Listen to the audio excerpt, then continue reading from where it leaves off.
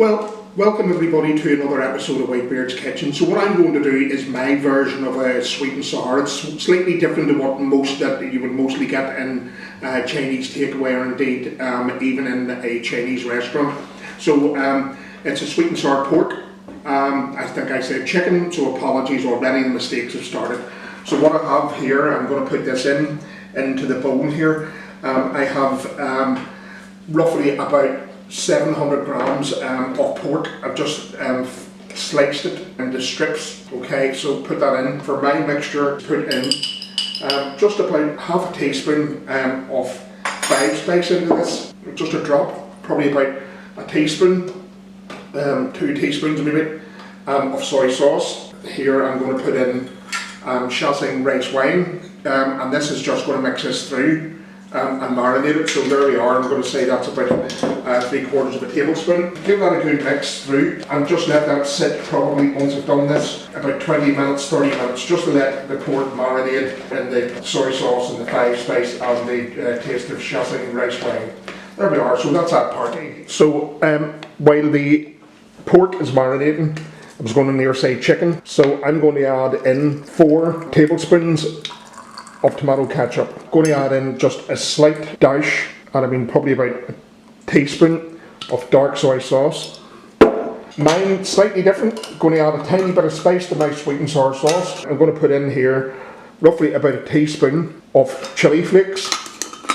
Don't want to make it overly spicy, obviously, otherwise it's not going to be a sweet and sour. I'm going to add, I'm going to say a tablespoon of soy sauce, light soy sauce. 5 spice, again, I'm going to put in a teaspoon of 5 spice, and what I'm going to do is add the juice. I'm using tinned or pineapple cubes. They're in their own juice, it's not in syrup, so please, if you can get them in their own juice, add that in by all means. I'll squeeze out more later for this because I don't want the pineapple dropping into the jug. The good old Shaoxing Rice Wine, roughly about 3/4 of a tablespoon of that. There we are. And as you can see, mine's slightly darker, so I'm going to add just another tablespoon of tomato sauce in this. And I'm using a cheap brand. Don't believe in these expensive brands. What you're paying for is additional sugar. I don't want that. And rather than using sugar, I'm using a sugar substitute. I've used it in my last few recipes. It's xylitol, a tablespoon of xylitol. You can use sugar if you know, and that's obviously what's used. I mean, you can use brown sugar, white sugar. As I say, I'm using the xylitol. I might use a tiny taste more. So there we are.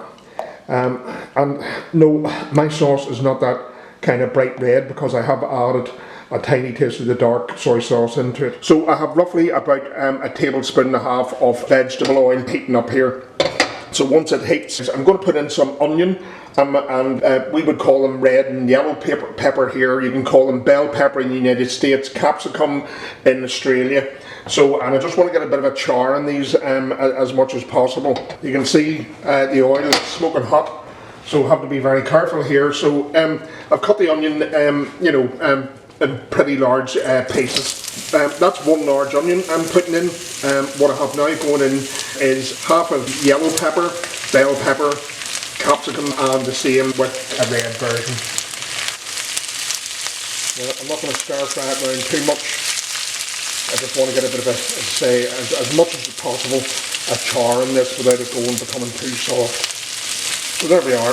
Just let that sit there for a minute or two. Here we are, folks. You can see a bit some of the char on the onion and on the pepper. So what we're going to do is simply remove this out of the wok and then put it in just to a dish that I have here sitting on the old warmer. Okay guys, so what I'm going to do now is, so I have pork, it's been marinating, it's probably been marinating almost for the guts of 45 minutes. So I'm going to add some corn flour to this, and yes, there's no exact amount. What I'm also going to add in is some organic coconut flour, because I want this well coated. And you're probably going, wow, that's a bit excessive. Well, if you watch the School of Wok, which I do, they make sure that it's probably in excess, because what you really want is this pork, or if you're using chicken, you want it well coated in this. So I'm just going to give it a really good mix round, make sure that all the pieces are covered. for deep frying. Okay, I probably could have used a bit less, but hey ho, I would rather make sure all the pieces of meat are well dredged in this. And I haven't added, I could have added in earlier when it was marinated, maybe the white of an egg. You can do that if you wish, but I found in the past, this itself, just I've used corn flour before, haven't used the coconut flour along with it. So this is a bit of an experiment. Let's hope to hell it turns out. And you know, if there is any wee bits of moisture there, what you're looking is those craggly bits, you know, that you get. Maybe not so much, I'm going to say, in some of the takeaways. And certainly in Northern Ireland, you might get them elsewhere. I've yet to get where it's been really, really crispy. So that's it well mixed, I think, as much as I can do. So folks, I have in here in my wok, I probably have roughly about it kind of half filled. So how I'm going to test it is, don't have a thermometer. Old trick, what do you call it, in the restaurants. If you see it begin to sizzle, which you might be able to do, when you put a stick in, you can use a toothpick. You can see the bubbles coming, so that's how you know that your oil then has hit about 180 degrees, 190 degrees. So just going to add pieces of this in at a time. As I say, I'll probably fry my pork, and it only needs maybe about 3 to 4 minutes because I'm going to double fry it, you know, and put it away from yourself so you don't scald yourself. So, as I say, mix it about. I'm going to add in more here. Give it a slight shake before I put it in.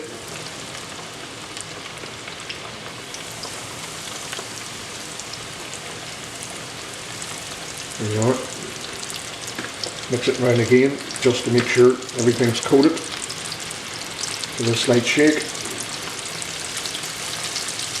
You don't want to overcrowd your wok. You don't want the temperature going down too much. So I'm going to put one more little piece in, and that should be it for the first batch. So once I see that beginning to sizzle a little bit, so it doesn't stick together, I can just break it open, or break it ever so slightly with using the wok, or using the chopstick. Excuse me. So do this little first batch, show you what it's like, and then I'll fry the rest of it. So here we are. Say, just using the chopstick to make sure that the pieces that I put in aren't sticking together. In the interim, when that's just cooking, I really should have a timer, but I don't. I'm going to guess when 3 to 4 minutes is up. So rather than rice for this evening, what we're going to have is noodles. So excuse me, I'm just going to pour in hot water over the noodles that I have. Make sure I don't get any of that hot water in the oil. And you can see this is just frying up nicely.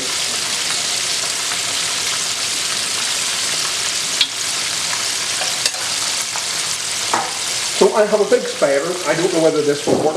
I have a super duper wok that my darling little wife bought me, but my burner, I haven't bought gas for the bloody thing because I'm a lazy bastard, but anyway. So there we are, you can see. So yeah, so another, like I'm going to say 45 seconds, minute, I'll scoop these out, put them into the warming plate, or on the warming plate that I have. Just putting a piece of kitchen towel on my little warming plate here. So, don't want these to do too much. So you can see they're a nice brown colour. When I love this type of food, the thing I hate, I am always kind of frightened of the deep frying, because one does not want to get burned with this at all. Okay, so these will go in again, as I say, for another double fry to make them really crispy. That's the first batch. Everything's been fried. I'm going to crank the heat up as best as possible on my stovetop. It is powerful, but nowhere near like the wok burner that I have, that I talked about. So, very carefully, I'm going to put this back in and put them in for a double fry. So, just knock them over. So, probably about maximum, probably about 2 minutes. Not as crispy as normally, but crispy enough. I think that's probably because of the coconut flour that's been used, because normally I would just use cornstarch. So I did a slight mixture of both. So what I'm going to do now is the charred vegetables that I had earlier. What I'm going to do is add those in. I'm going to look for a cloth because it's been sitting on a warming plate, so I don't want to burn myself. So I'm just going to add these back in, but what I also have done, I chopped about 4 large cloves of garlic and probably, I'm going to say, an 1.5 inches of fresh ginger. So that's going into this, and while this is warm,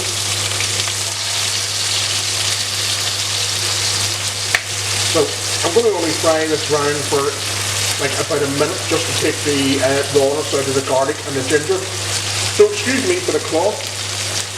So, let's say, turn this, had it on a high heat here, so I'm going to turn it down roughly to about a medium. And just give this a bit of a stir.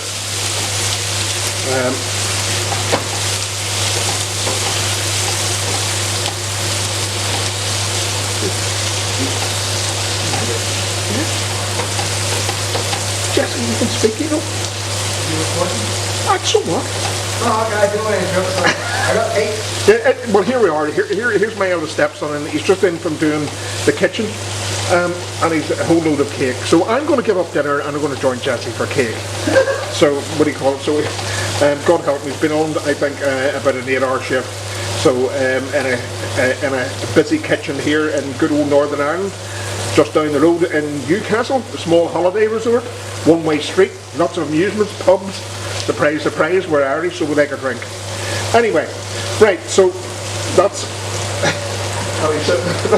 They're laughing, sorry, excuse me, what do you call it? Well, if you don't add a bit of humour to your videos, you know, as I say, I'm a home cook, not a fucking professional chef. I know, I swore, I apologise. So, the sauce that I made earlier, you're wondering what these chunks now that are going to go in. So I'm going to turn this up to a high heat now. The chunks are basically the pineapple cubes that I am using, and I've got about 350 grams of that. So once this starts to come to a boil and slightly reduces ever so slightly, then it will be time to clean up. Okay folks, so I've just tasted this, so I'm just going to add in just another teaspoon of the xylitol, just to make it that tiny little bit sweeter. It's just a little bit on the sour side, so that should do the trick. Just give that a bit of a stir. For me, you know, people like a bit of sauce in this house. It depends on yourself.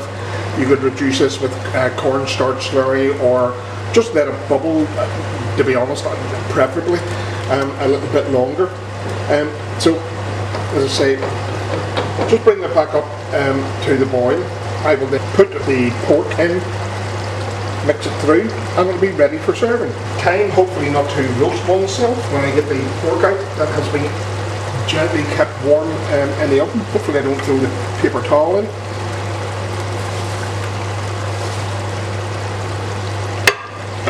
Well, that is rather warm, just to get all the pork in.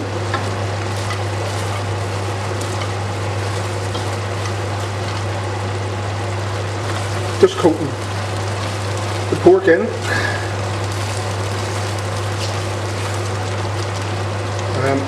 We'll still keep the crunch on it because it is pretty crispy, thank goodness. Turned out better than what I thought.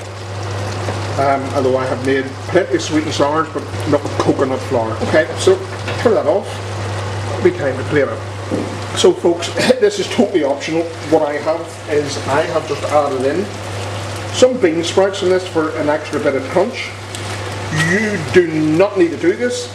This is, I said earlier on, Whitebeard's kitchen version of a sweet and sour pork. I do miss my wok burner, but as I said earlier, my laziness for not getting the gas. There is a bit of a kick to it with the chili flakes that I added. So do try it, and I hope you enjoy. Oh, sweet people, I'm finishing this up.